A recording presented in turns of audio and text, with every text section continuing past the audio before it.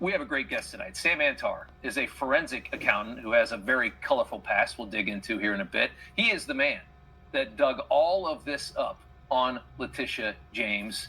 He's the source of all this information. Sam, thank you so much for joining us here on the set. Thank you for having me on, sir. You're a New Yorker. You live right down the street, and this is some fantastic work here. I want to start and get into just the specifics first.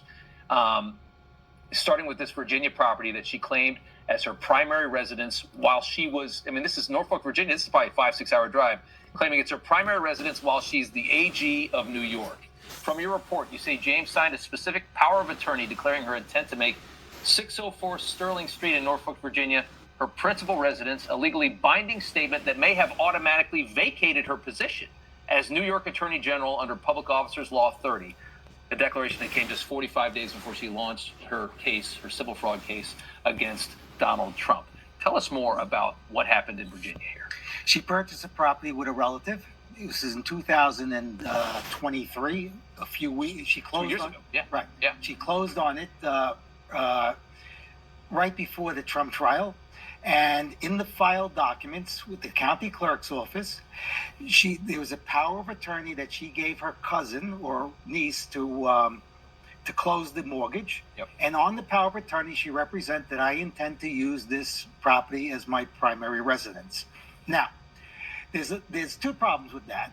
The first problem is she lied on a power of attorney. Would anybody really believe that she was going to move to Virginia in the middle of the Trump trial?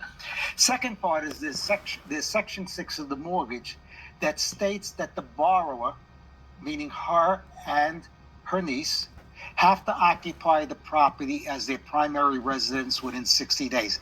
Not one or the other, both. Wow. She at least flat never out fraud. occupied it. Right. That's And why, what was the motivation to do this? Why lie? Lower interest rates. Lower interest rates. So I want to move on here. Let's talk about Brooklyn, New York. This is her actual main residence. She walked out of this house this morning, a townhouse she owns. It's a multifamily home. You discover James has been claiming that her townhouse is a 4-unit dwelling when it actually has 5 units. Why would she do this? To obtain lower mortgage rates. Again, motivation. If 1 to 4 units has different underwriting guidelines, and also insurance too, by the way, insurance for it. Whereas if it's 5 or more units, it's considered a commercial property and also subject to different insurance guidelines. Right. She repeatedly lied because there's a certificate of occupancy that states that it's 5 units. And in New York, that rules. And it's unbelievable that that complaints were filed with the Department of Buildings and they wrote it off as a minor problem.